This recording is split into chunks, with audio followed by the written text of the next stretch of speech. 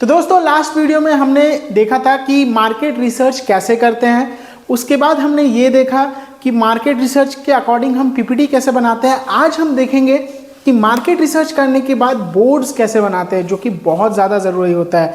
Boards कैसे बनाते हैं और बोर्ड्स के बाद फिर क्या क्या स्टेप्स होता है। अगर आपने लास्ट वीडियो नहीं देखा है तो डिस्क्रिप्शन में दिए गए लिंक पे क्लिक करें, पहले वो वीडियो देखें ताकि आपको ये वीडियो अच्छे से समझ में आए। तो चलिए शुरू करते हैं आज का ये सेशन।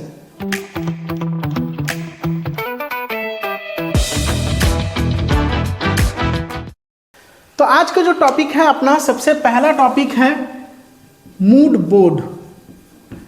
इसको बोलते हैं मूड बोर्ड। मूड बोर्ड बहुत ज़्यादा ज़रूरी होता है। यानी जब आप कलेक्शन बनाते हो तो आपको सबसे पहला जो चीज़ डिसाइड करना होता है वो है मूड, यानी आपका कलेक्शन का मूड कैसा होगा। अब आप बहुत जन सोचोगे यार ये मूड कौन सा मूड है। जी हाँ, आप सही समझ रहे हो, ये मूड वही मूड है। मूड यानी अपना मूड, उस सामने वाली चीज़ को देख के क्या मन में फीलिंग्स आ रही है, और दूसरा बोर्ड यानी वो क्या डिपिक्ट कर रहा है। तो अगर हम मूड बोर्ड को तोड़ते हैं तो ये क्या बनता है, मूड, और इधर बनता है बोर्ड। इसको बोलते हैं मूड बोर्ड। पहले हम ये नोट डाउन करते हैं कि कितने तरह के बोर्ड्स होते हैं, ताकि हम स्टेप बाय स्टेप जब करेंगे तो हमको वो ध्यान में रखना है। और वो सारे बोर्ड्स बनाने बहुत ज़्यादा ज़रूरी होते हैं, तभी आपका कलेक्शन जो है एक अलाइनमेंट में रहेगा, एक अलाइन रहेगा। क्योंकि मार्केट रिसर्च के बाद आप अचानक कलेक्शन नहीं बना सकते हो, उसके बीच में बहुत सारी चीज़ें होती हैं। तो उसको एक एक करके हम देखते हैं। तो सबसे पहला जो होता है, यहाँ पर मैं नोट डाउन करता हूँ, मार्केट रिसर्च। उसके बाद आता है मूड बोर्ड। उसके बाद आता है कलर बोर्ड। उसके बाद आता है ब्रांड बोर्ड। उसके बाद आता है ट्रेंड बोर्ड। उसके बाद आता है अपना फैब्रिक बोर्ड। फैब्रिक बोर्ड के बाद जो आता है उसको बोलते हैं एम्ब्रॉयडरी बोर्ड। उसके बाद आता है ट्रिम बोर्ड, और लास्ट में आता है इलस्ट्रेशन। लेकिन हम इतना डिटेल में नहीं जाएंगे, हम सबसे पहले मार्केट रिसर्च कर चुके हैं, मूड बोर्ड में जाएंगे। और मूड बोर्ड के बाद कलर बोर्ड और मूड बोर्ड, इन दोनों को हम एक साथ कर देंगे। कलर बोर्ड और मूड बोर्ड एक साथ कर देंगे, और उसके बाद बाकी के बोर्ड्स बनाएंगे। तो मूड बोर्ड क्या होता है और मूड बोर्ड में क्या क्या चीज़ें ज़रूरी होते हैं वो हम देखते हैं। सबसे पहले मूड बोर्ड में सबसे पहला जो चीज़ होता है वो होते हैं पिक्चर्स। अब पिक्चर्स किसके पिक्चर्स डालते हैं। अब ऐसा नहीं है कि आप कुछ भी फ़ोटो डाल दिए। सपोज़ मैं अपना एक मूड बोर्ड आपको अभी दिखाऊंगा, पहले उसके बारे में डिस्कस करते हैं, फिर लास्ट में आपको वो वीडियो में डाल के वो फ़ोटो यानी मूड बोर्ड प्रेजेंट करूंगा। तो पहले हम देखते हैं मूड बोर्ड का एक नाम। एक अच्छा सा नाम सोचेंगे कि आपका जो मूड बोर्ड है उसका नाम क्या होगा। दूसरा, उसमें इमेजेस क्या होंगी, यानी फोटोज़ कौन सा डालोगे, किस लेआउट में डालोगे, क्योंकि ये बहुत ज़्यादा इम्पॉर्टेंट होता है। आपका लेआउट भी बहुत ज़्यादा एक इम्पॉर्टेंट रोल है यहाँ पे, क्योंकि आप जैसे तैसे नहीं डाल सकते। आपका जो मूड है वो डिपिक्ट होना चाहिए। यानी अगर हम रखते हैं कि अपना जो मूड है वो राजस्थान का जो कल्चर है उसको हम अपना मूड बनाते हैं, कि राजस्थानी जो कल्चर है वो अपना मूड होगा। तो अब इसमें कौन सा फ़ोटो डालोगे। सबसे पहला डालोगे राजस्थान के कल्चर रिलेटेड फ़ोटोज़, एक दो काफ़ी होते हैं। उसके बाद राजस्थान के कुछ आउटफिट्स, जो आप अगर राजस्थान बोलने से माइंड में क्या आता है, राजाओं का स्थान। तो आपके जितने भी फोटोज़ रहेंगे ना उसमें वो रॉयल टच रहेगा। एक अगर ब्राइडल कलेक्शन बना रहे हो तो सबसे बेस्ट है, एक रॉयल टच आएगा। एम्ब्रॉयडरीज होंगी, बहुत सुंदर सुंदर आर्ट होंगे। ठीक है, तो फोटोज़ कैसे डालोगे, कोई अच्छा फोर्ट का डालोगे, कुछ अच्छे राजस्थानी जो अटायर होते हैं, जो कपड़े होते हैं उसके फ़ोटोज़ डालोगे। कुछ राजस्थान से रिलेटेड कुछ खाना का फ़ोटो डालोगे, ताकि वो देख के पता चले कि बंदा का भाई जो थॉट प्रोसेस है वो राजस्थान है, उसने अपना जो पूरा मूड है वो राजस्थान को लेके बनाया है। तो यहाँ पे वो फ़ोटोज़ आ जाएंगे। यहाँ पे मैं एक नाम लिख दूंगा। सपोज़ मैंने मूड का नाम दिया पधारो, यानी आप वेलकम कर रहे हो। पधारो, यहाँ पे जो बोलते हैं पधारो, या फिर आप यहाँ पे और एक मूड का नाम दे सकते हो खम्मा गणी, यानी खम्मा गणी। खम्मा गणी डाल रहे हो क्यों? ये जो वर्ड्स भी है ना यहाँ पे बहुत इंपॉर्टेंट होते हैं, क्योंकि आप अगर कुछ ट्रेडिशनल ले रहे हो, कोई स्टेट ले रहे हो तो वैसा कुछ वर्ड रखो, कुछ बहुत ज़्यादा एंशिएंट बना रहे हो तो थोड़ा संस्कृत वर्ड रखो।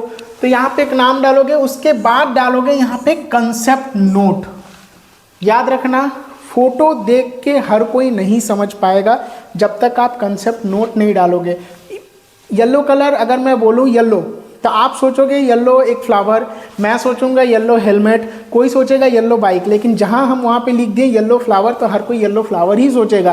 तो उसी तरीके से कंसेप्ट नोट लिखना पड़ता है कि this collection is inspired by the culture of Rajasthan which depict the traditional and royalness of this state.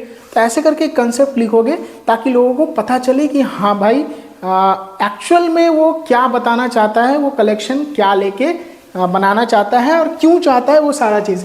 इसके बाद यहाँ पे आते हैं हमारे कलर्स। अब कलर्स भी ऐसा नहीं है कि जब हम कलेक्शन बना रहे हैं तो अपने मन से कलर डाल दिए। यहाँ पे हम बोल रहे हैं राजस्थान और यहाँ पे हम कलर डाल दिए हैं इंडिगो और एकदम अलग अलग ही कलर डाल रहे हैं, ब्लैक डाल रहे हैं, लेकिन आपको जो फोटोज़ में से जो कलर्स मिले वही डालोगे। यानी यहाँ पे जो फोटोज़ हैं उस फोटोज़ में से ही आप कलर्स पिक्स करके डालोगे, अपने मन से कुछ नहीं डालोगे। और उसके बाद इसका पैंटोन नंबर भी लिखना पड़ता है। ये सबसे ज़्यादा स्टूडेंट भूल जाते हैं। पैंटोन क्यों लिखता है अब मैं बताता हूँ। अगर मैं बोलूँ रेड, तो रेड आपके लिए कुछ और होगा, मेरे लिए कोई और रेड का शेड्स या टिन या टोन हो सकता है, लेकिन वो रेड कौन सा रेड है उसके लिए पैंटोन नंबर लिखना पड़ेगा, तभी जाके जो प्रिंट करेगा या जो कलर बनाएगा वो पैंटोन नंबर देख के ही कलर बनाता है। ये सारी चीज़ें बहुत इंपॉर्टेंट होती है। कॉलेज लाइफ में हम लोग सोचते हैं अरे यार क्या है, छोड़ दो, लेकिन जब इंडस्ट्री में काम करोगे ना तो इसी के लिए आपको क्लास लग जाएगी, अच्छी तरीके से डांट सुनोगे कि यह पैंटोन नंबर क्या है, शेड क्या है, कौन सा शेड है, समझ ही नहीं आ रहा है कुछ।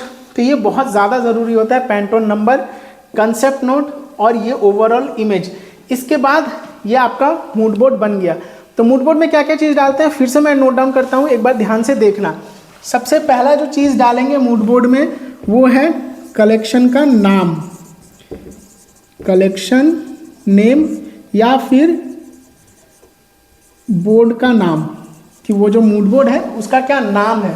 दूसरा क्या डालेंगे, रिलेटिव इमेजेस, कि उससे रिलेटेड इमेजेस डालेंगे, उससे रिलेटेड जो भी इमेजेस मिल रहे हैं वो। उसके बाद डालेंगे concept notes, colour with Pantone. और एक चीज़ जो मैं भूल गया बताने वो है कीवर्ड्स।